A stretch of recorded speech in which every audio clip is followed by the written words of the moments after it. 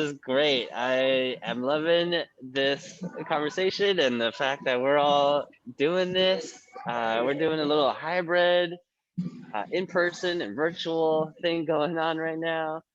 And welcome to 1 Million Cups. If you haven't already, get some coffee. Actually, there should be coffee for those that are in person. If you want to go grab some. Otherwise, brew your own at home. Um, yeah, super excited to get this going. My name is Victor, and welcome to 1 Million Cups. We're out here at the collective for some of us who are in person. This is our home base for our 1 Million Cups before we went online. And if you haven't already, follow us on all social media and our email updates to get updated with our community.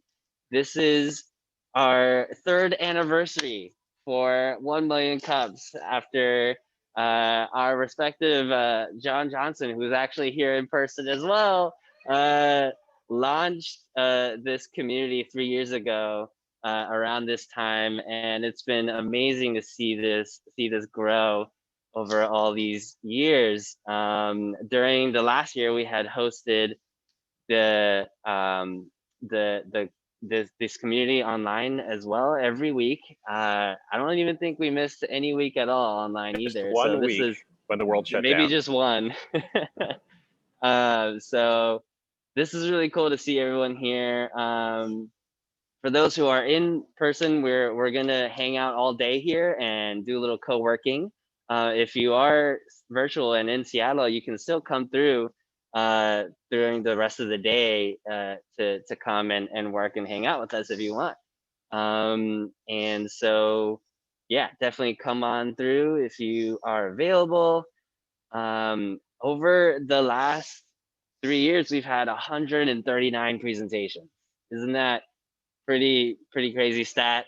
Yeah, 139 over here, and all of us presenting our amazing ideas and businesses and asking for help and getting support from one another. So thank you for everyone for making this happen, and for all the amazing entrepreneurs and aspiring entrepreneurs to be in this space.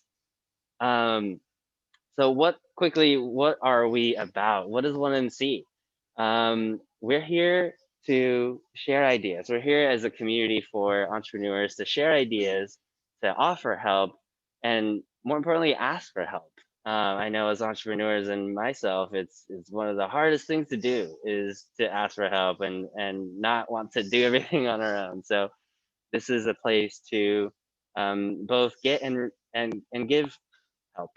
We're here to build community, and we're here to support each other in doing the crazy thing and putting our idea out there for the world.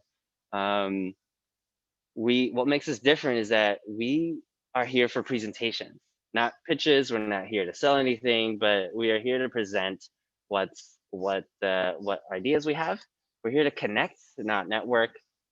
Don't Nobody has name tags out here. We're here to connect and create um, good connections for ourselves and our community. And we are radically and intentionally inclusive.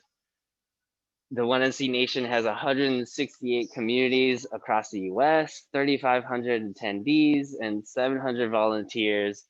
And it's really cool to see all the communities happening across the US. We're here to seek education, presentation, and connection. So the three themes that we have in our meetings that we have every week. Um, and so if you stick around, we'll be here for the connections. We'll have breakout rooms as well, and continue that way as well. So this is actually us at the collective at a different part of the venue space here on the other side. And more than 8,000 entrepreneurs have shared their ideas across the US um, since its inception. So this is really cool to just be in this space. A special thank you to our sponsors, Seattle Strong for our coffee, McLaughlin Method, Human Up, and a small studio. And our community members, our community volunteers. It takes quite a bit behind the scenes to put this on every week, and so thank you for all of us in putting and volunteering our time to put this together. So what can we expect today? We will have a 6-minute presentation from our entrepreneur, and then we'll have a 20-minute Q&A to ask questions, to provide feedback, to help the entrepreneur find clarity, or just work through any obstacles that they may have, or just ask about their business. And then later on, we'll do some more connecting through via breakout. Some tips as the presenter is sharing.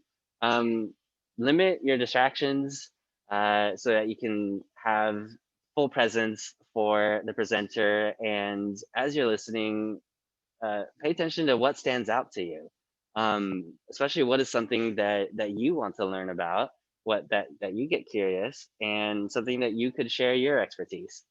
And another tip is, rather than shoulds or just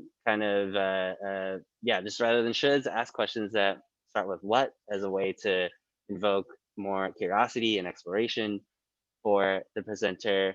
And that will generate some great conversation. If you have a question or feedback towards the end, we'll use the raise hand feature on Zoom. So at the bottom, you'll see the reactions tab, and just hit the raise hand feature, and it'll be first come, first serve for the questions. And another quick tip here too is limiting your question and answer. So one breath, if you can, to ask your question and response, so that we can give everyone a chance to ask a question. So with that, super excited to have our entrepreneur come on the stage and present their business. Welcome. Is your audio working? Yeah, I think it's cool. Yeah, Quinn, good job. All right. Nanocare. I like how you kind of avoided saying my last name there. It's kind of hard to pronounce. But is it Robichaux? Robichaux, that's close. Robichaux. Oh, I took it. Yeah, cool. Welcome to the stage, Quinn. Thanks for having me. I don't know if you guys want me to start to share my screen now and get going, or. Yeah, up to you. Yeah, cool. That's good. I have to be enabled to share.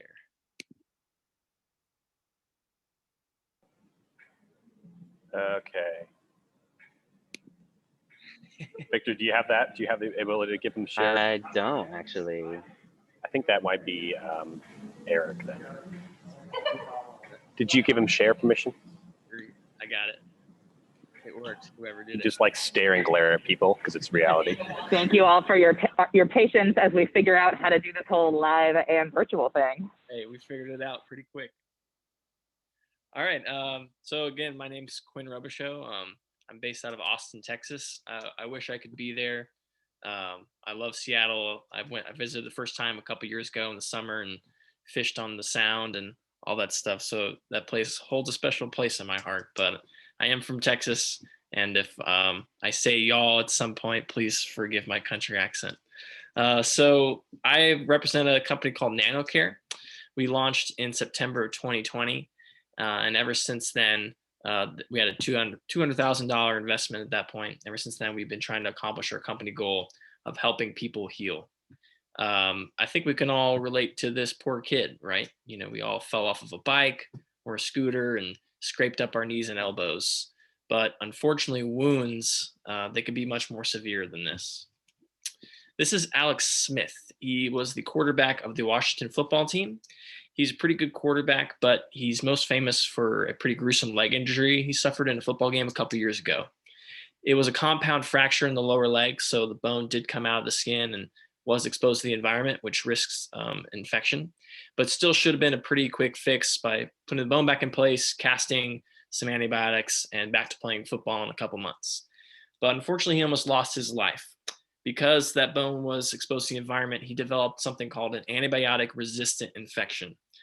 They pumped his body with every known antibiotics that mankind has ever created, and none of it worked. His wife was pleading to doctors to just cut off the leg because the infection could have spread to his bloodstream and could have killed him. Thankfully, this flesh-eating bacteria did not kill him, and he's still alive today, but his leg still does look like this. And I'm sorry for the gruesome picture, but it makes the point. So what are these kinds of infections? Well, they're antibiotic resistant infections. They're just that. They're antibiotics or bacterial infections that are resistant to antibiotics that we've created today. They affect 2.8 million Americans and kill 35,000 every year. This is only going to grow. Antibiotic resistance is one of the top 10 global public health threats facing humanity, according to the World Health Organization. So where did they come from? How did these come about, right? This is actually a very new thing. Because of the overprescription and overuse of antibiotics, these bacterial infections become resistant and adapt to being resistant to these to the antibiotics. So some examples of how this occurs are when your doctor prescribes you antibiotics for a simple sinus infection before actually testing if you have an infection, and then you only take half of those pills, right? Those are giving time for the bacterial infection in your sinuses to adapt to those antibiotics. The biggest contributor is putting it in animal feed. If you think on a global scale, antibiotics are added to all kinds of animal feed for chickens, pork, cows, all that stuff. That's a huge overuse of antibiotics. But at Nanocare, we wanted to attack a certain niche in this market and this problem. And because companies like Neosporin, who sell over $150 million worth of antibiotics every year. So these topical antibiotic creams for wound care, you get a wound and before you even know it's infected, you put antibiotics on it. Why? There's no need to. This is part of the problem of overusing these antibiotics. And Neosporin is not the other one. There are tons and tons of different type of antibiotic ointments and topical creams that we prescribe to not only people, but pets as well for types of wounds, dermatitis, all kinds of stuff. So that's what we created this product in our technology called Expurgo. It comes in spray bottles and packets.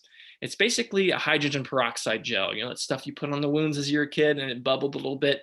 We turn that into a gel form. And as you see here, it is for veterinary use only. So quick disclaimer, so I don't get in trouble with any regulatory officials. This is for veterinary use only. Even though one day we hope that it could be used for people, we have no testing or evidence of that being used. It's not safe for that kind of thing. Right now, Expurgo meets the FDA requirements for a veterinary medical device and has not been evaluated by the FDA.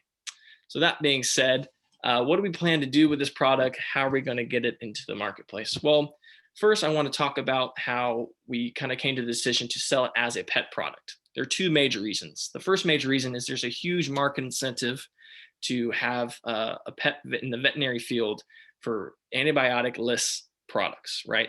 These are just a small list of companies that have committed to buying their meat that have never been used antibiotics on them. So chicken, again, pigs, cows, all these kind of companies buy these products, and they've committed to only buy from cows and pigs and pork, all that stuff that have never been used antibiotics. The second and also a major reason why we chose to sell as a pet product first is that the barriers to entry on a regulatory side is a lot less expensive and takes a lot less time to get a product like this approved for pets to use than it is for people. And right now we're still fundraising, so we don't have quite enough capital yet to kind of pursue the human side, but that's why we're still raising money. So a little bit about our progress and how we plan to enter the market in the veterinary space. We've completed all safety and efficacy tests so that Expurgo is now a fully marketable product and can be now distributed to veterinarians, our target customers. Currently, we have 12 veterinarians sampling Expurgo in their clinics, and we donated these to them so that they can give us testimonials in exchange. So basically a survey that rates different things from strongly disagree to strongly agree. And that's some like clinical evidence that we can take to then other veterinarians so we can grow our customer base. And those two things are going to be used for our ultimate goal of partnering with a vet manufacturer. So in the industry, product manufacturers such as McKesson or Johnson & Johnson, this is where innovation is grown and where these kind of products take off. So we take that kind of traction to them. They take on our product and use their sales force and resources to distribute it, and they either acquire our company or we work out some type of licensing deal. So that's kind of our overall plan. Where we're stuck. So as I mentioned, kind of partnering with a vet manufacturer, we're lacking currently on the team somebody with vet product manufacturing or product development experience. So we don't really know how those kind of deals are structured. We're also missing some clinical physician type people on our team, such as a veterinarian. We definitely need someone with some veterinary background on our team. That would help a lot. And the personal thing that I'm struggling with that I also like to ask the community for some guidance and help on. As an entrepreneur, you're always managing uncertainty, right? You have a certain amount of money and a certain amount of runway. And it always feels like your career and all these things, that your rent and your bills, all that depends on your job. And if your company could tank in a couple months, it causes some anxiety based on that uncertainty. So I'd love to also hear from the audience if there are any methods or ways that they could kind of cope with that kind of uncertainty. So thanks for listening to me about our company, Nanocare. And I'd love to hear from the audience and see how you guys can help people heal. Yes. Wow, in-person audience, like applaud. That's great. Great nostalgia right there. I talk a lot. So. Yeah, thank you for that, Quinn. So again, for any participants here, if you have a question, go in the reactions tab and raise your hand. And it looks like we have Jolene hopping in. All I wanted to say is I love the presentation. It's super clear. I understood the problem. Like, obviously, I mean, we've all heard about some of this stuff, but I think it was super clear, to the point. I don't have any feedback for you as far as where to go or what to do, but I just wanted to say awesome presentation. No, thank you, because actually that's something I've been working on the past 8 months, is trying to explain that problem of antibiotic resistance. And a lot of pitches I do for fundraising and stuff, you've got 5 minutes. So it's been hard to kind of make that point, but thank you for saying that you understood it. Yep.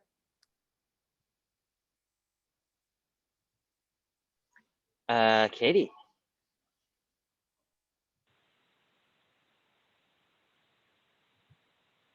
Nope. Okay. I can mute on 2 different places, so hopefully y'all can hear me now. So yeah, Quinn, really compelling problem.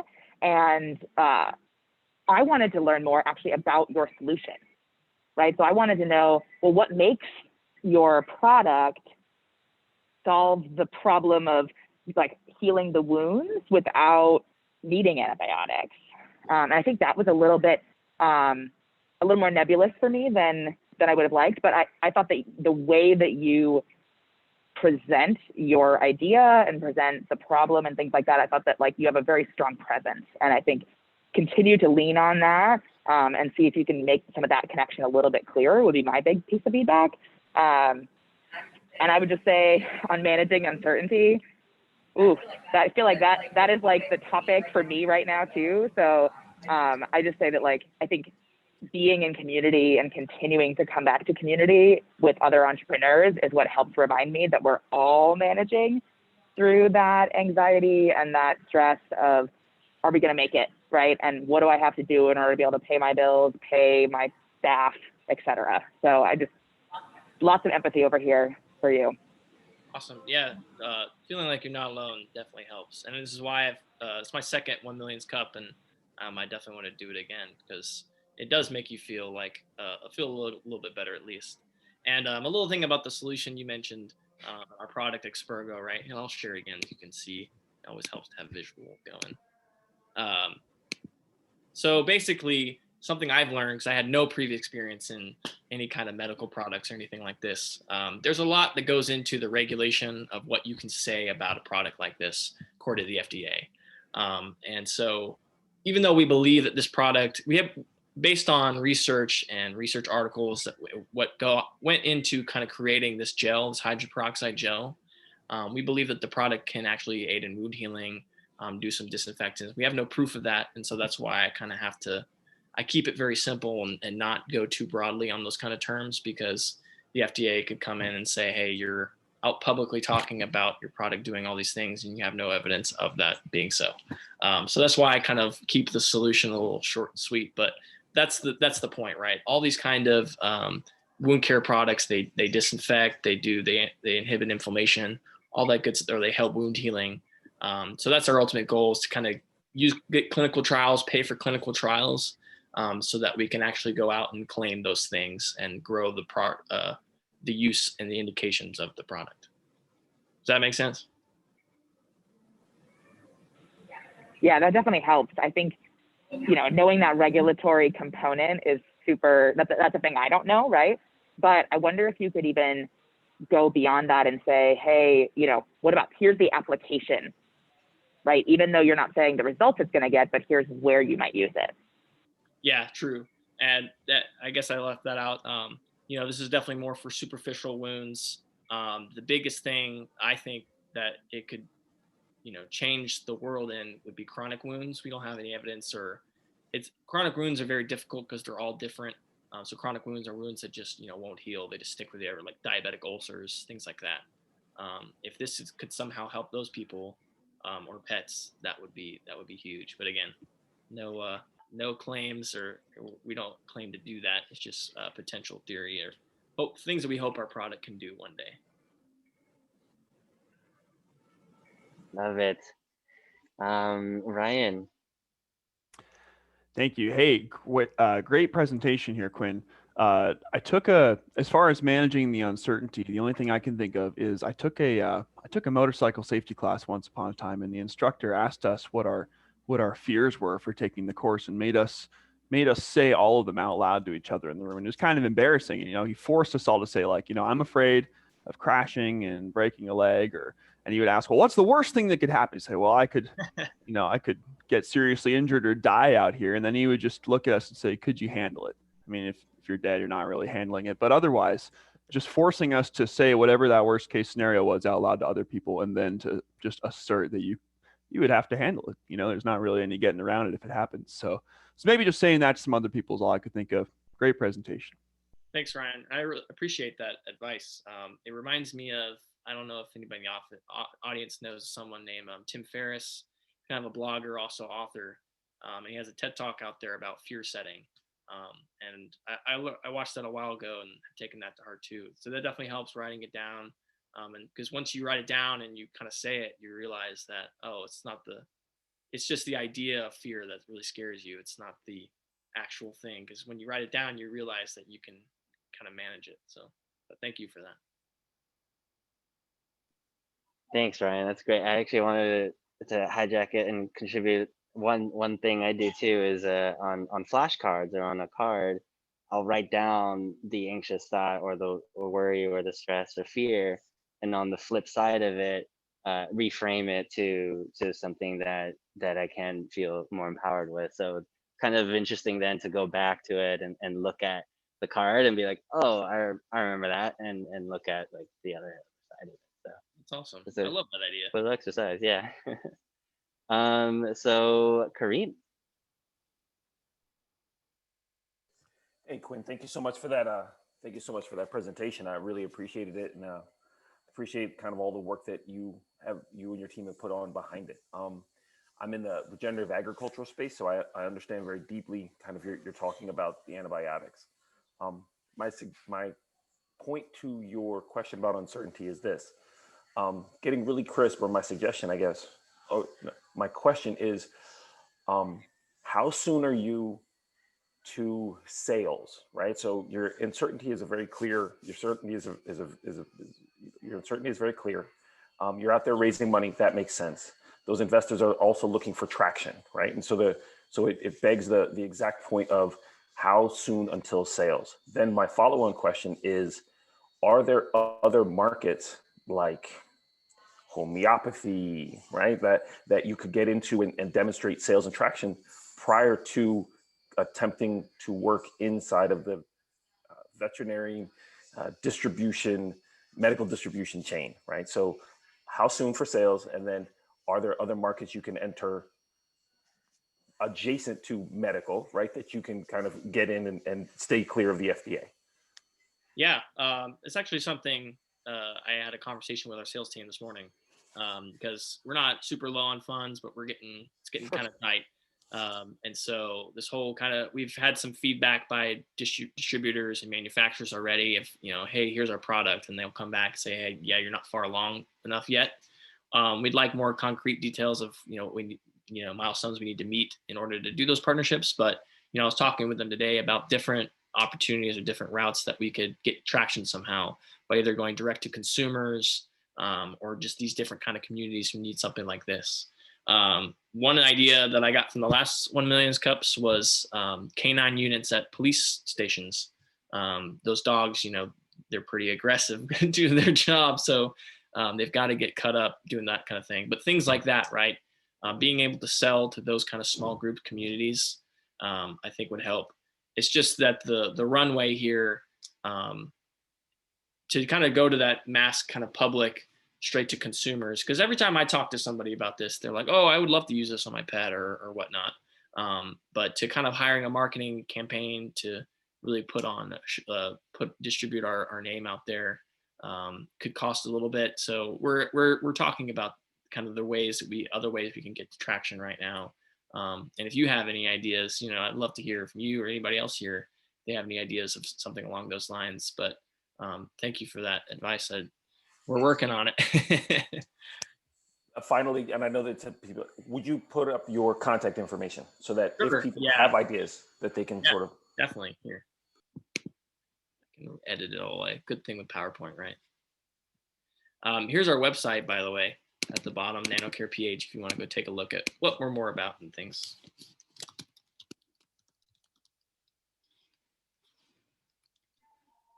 If you put it in the chat, then we Oh, that's can a better idea. copy it and message you that way. So in the meantime, John, a question. Awesome. Hey, Quinn. Hey, great presentation. One of the things I really admired about your presentation was just you felt very comfortable with the content and with your product and with what you're doing. It felt very authentic and genuine, right? Especially when you're competing against a lot of these, big farm companies like a Neosporin and other major players. My question to you is, have you thought about really, you're talking about going to consumers and direct consumers. Have you thought about figuring out a way of navigating the space in a different way than all of the other competitors and major players out there, of maybe taking a grassroots approach to this, of maybe going to farmers markets or, really getting out there in the community to say, hey, we have a different type of product? Because it seems to me like your product is obviously very different than all the competitors out there. And you've come from a place of, antibiotics and over antibiotics. Have you given any thought to a different approach to this? Yeah, that's something when we first started this, I was actually excited about, because a little background, I graduated from Texas State with my degree in biochemistry, so a bunch of lab work. But I like science, but my favorite part is kind of talking to people and just about ideas and things of that nature. I'm more of a people person. So when we first started doing this, the first thing I kind of thought of were dog shows, horse shows. We kind of want to get this approved for horses to use as well soon. But going directly to those kind of communities, setting up a booth, selling, or farmers markets like you were talking about, is something I want to do. It hasn't been until the past month or two that's been a possibility due to COVID, unfortunately. But here in Texas, I know y'all, if you've heard of the news, it's been opening up a lot faster than everybody else. So those are definitely more possibilities. And something that comes to mind, I don't know if anybody's been here in the Central Texas area, but there's a Wiener Dog Festival in New Braunfels every year. So I'm really banking on that to open up soon, because I'd love to open up a booth there and go directly to customers that way. And something too, I mentioned a vet testimonial, right? Vets are filling out a testimonial of things that they like or dislike about the product, would they buy it again? I think having doing it that way, kind of grassroots, and also supplying that kind of testimonial for customers to use as well.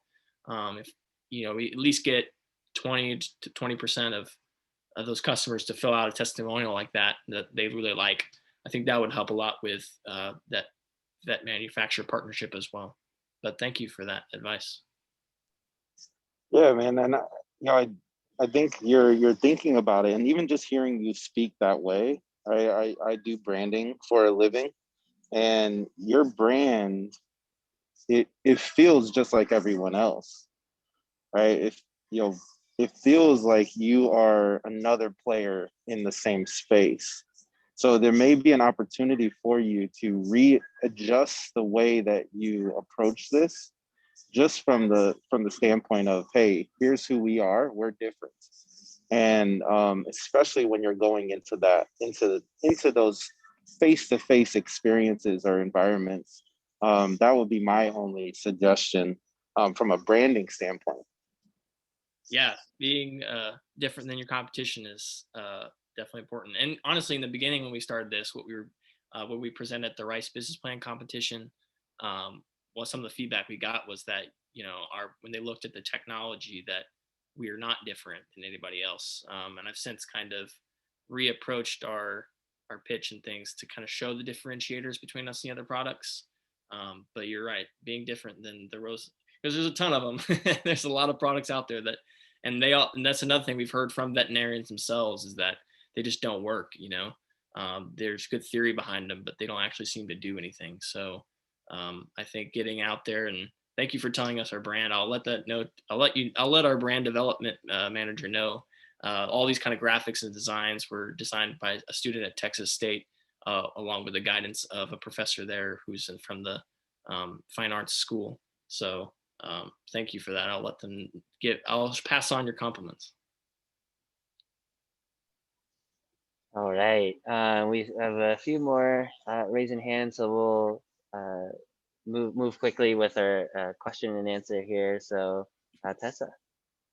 Hi. Okay. Hi, Quinn. Thank you so much for sharing. I obviously always have a lot to say and try and do it in a short period. So I liked it too. I was actually familiar with the antibiotics challenge, and so that was I was like, skip to the who are you? So I would love to know more in this setting, and it's always hard because you don't know who you're talking to, especially in this setting. But an alternate presentation option being talk a lot about you, because I want to know who you are, where you came from, what got you excited about this, why are you doing it, what's your oomph, And so that's a big one.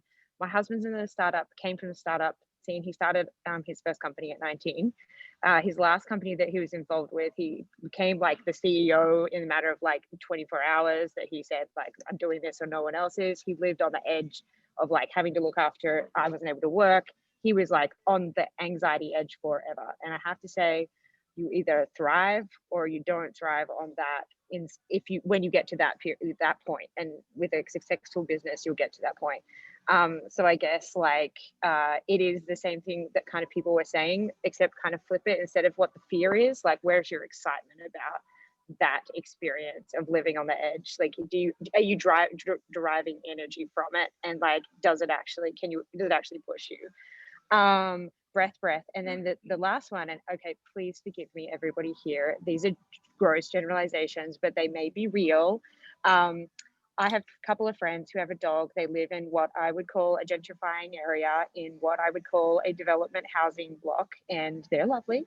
And they I could just really imagine, it's if you're talking grassroots, feet on the ground, I imagine I can see those nicely designed packages sitting there as a take a free one, whatever, offering, because so many of those people have pets, have money, their pets are their babies. They will spend not on even something that's necessarily proven to work. If it makes them feel better about them being a better fur mummy or daddy, they will buy the thing. It's conscientious, not antibiotics, solving a big like social issue that we need to, you know what I'm saying? If you get my gist, I'm saying like maybe it doesn't matter in some areas whether you're backed with clinical studies in this part. Maybe it's more like, I'm blah blah blah from blah blah. Here's my really cute dog, and I use Nanocare because I'm a better mummy, you know. And those on it, it's a terrible thing to say, but like maybe that's a grassroots route to go down. Get into those like newly built developments that are literally targeting couples with dogs or animals who have a bunch of money to spend on exceedingly small spaces.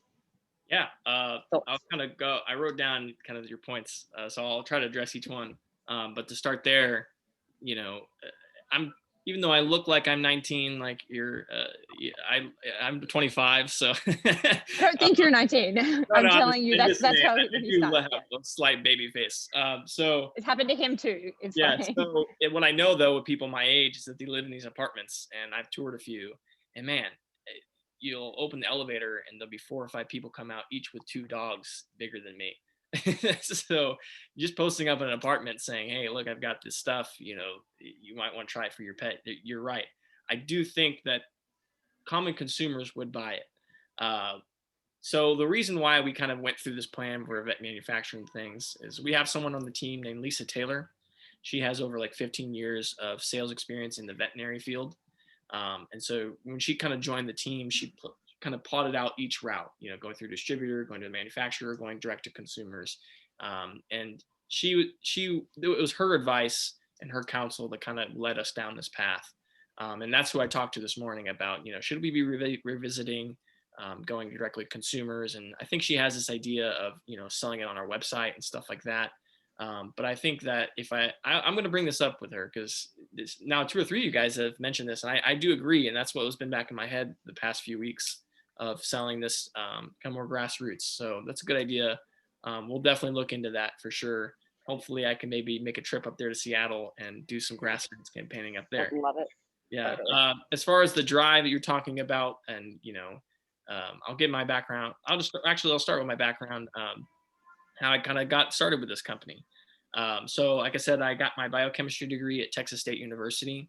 It's a cool university that there's this thing you have to do research in a research lab as an undergrad to graduate. It's a requirement.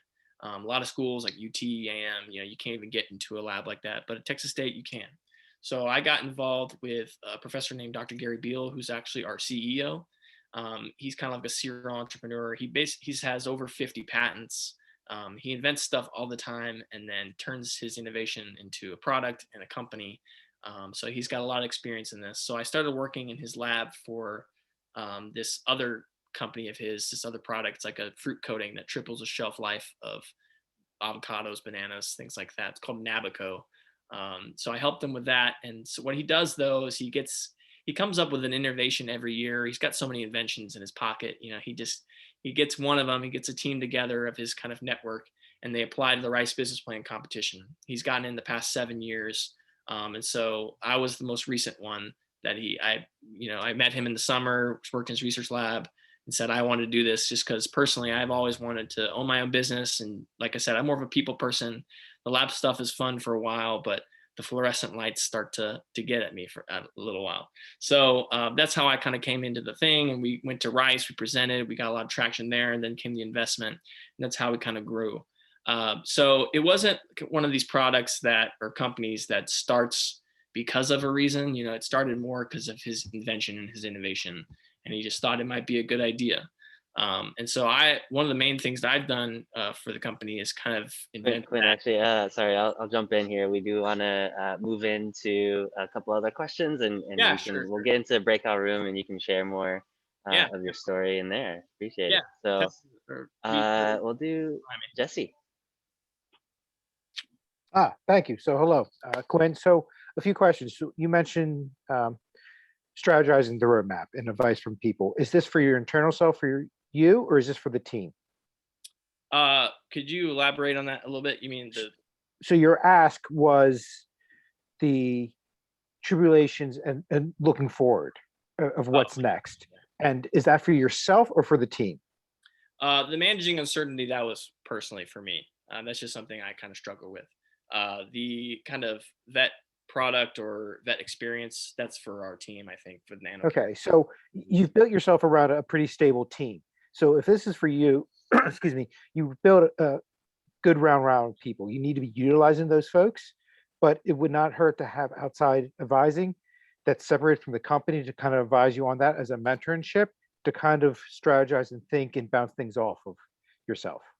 And you kind of came back around to branding and mentioning about consumers and what Lisa mentioned.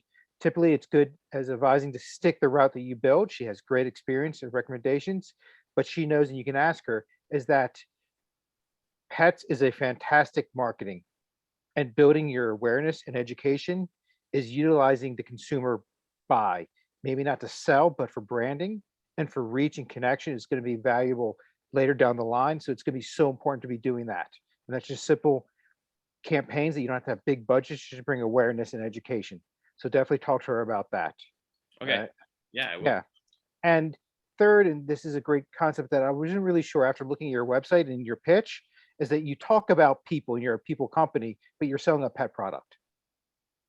Yeah. So this was kind of with our CEO, and he wants to make sure that when I'm going out and pitching the company, that people are our main focus. We definitely believe that this could be used for people and benefit people the most.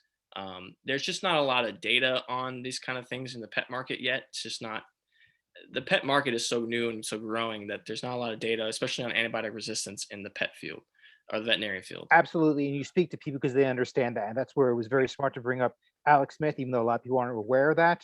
But be cautious that your presentation, people are talking about you. So when they see that there's two different lanes, and it can be very confusing and not sure. So definitely talk to that your team. And there's a spin that you can easily do that to bring in people and the care of them, but bring in their pets. Yeah, I agree.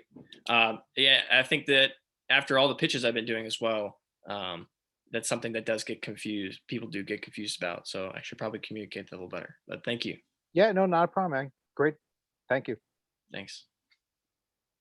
Cool. We got two more. Zaki. All right, so I'm going to geek out now that I know that you're a chemist. Okay, so I'm a PhD chemist as well, and I don't know if I need an answer to this, but I just want to make you aware of something that you probably know of. But the reason that hydrogen peroxide isn't used with humans a lot is because during its destruction process, or it's a process of oxidizing, it destroys fibroblasts a little bit, and so we get an increased scarring. So the question that I have is, will this gel slow down that process on the good cells while still damaging the bad cells in either an animal or a person?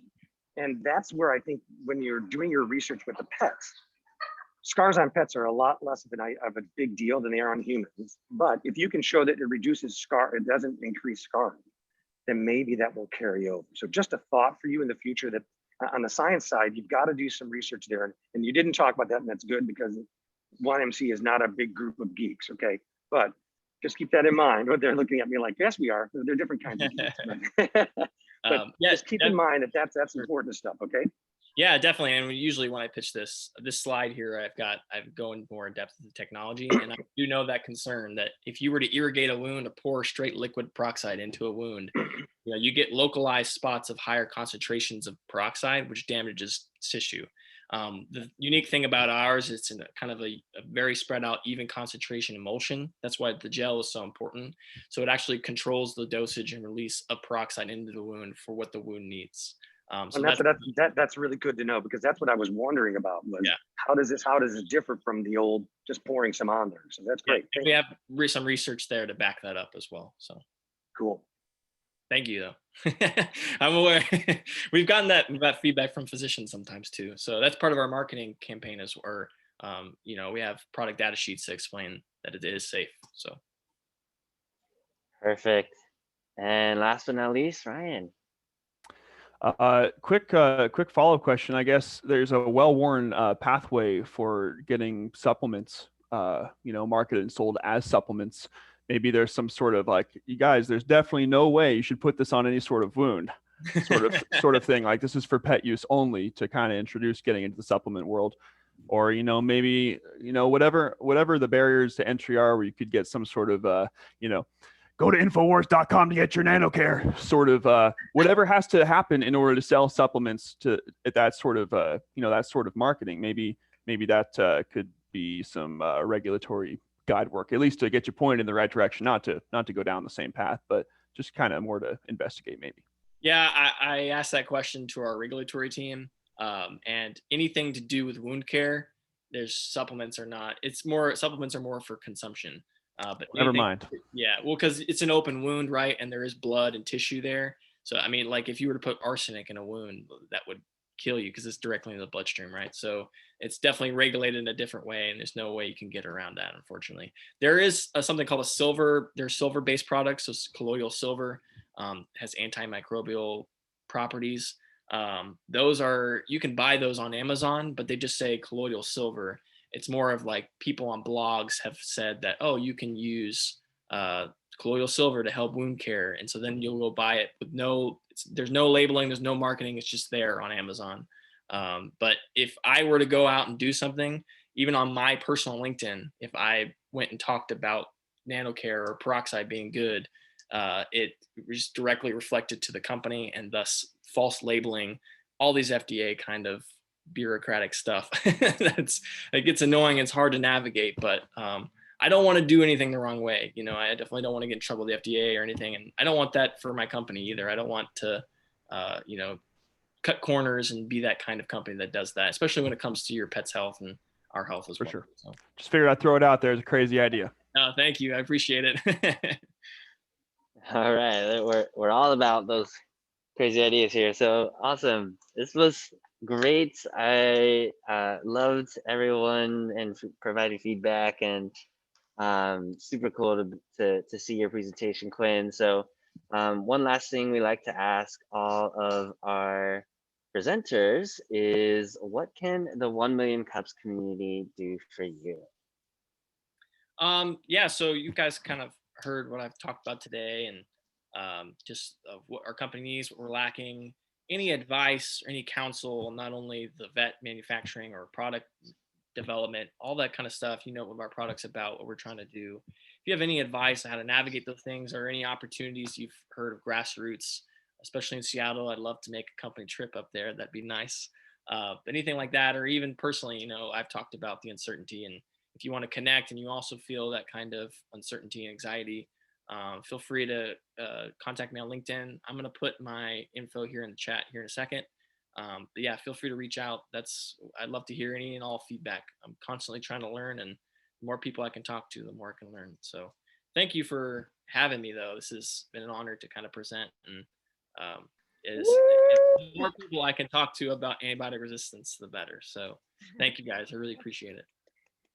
Yes, thank you for being here. Yeah, and definitely continue just being in community here, and that's what we're here for. So to wrap up, this was our 3rd anniversary here, and this is super cool and honored to have Quinn here, be our presenter and entrepreneur. Don't forget to apply to present, so you can come up on stage as like Quinn here to present your idea and get feedback and work through any obstacles you might have as well.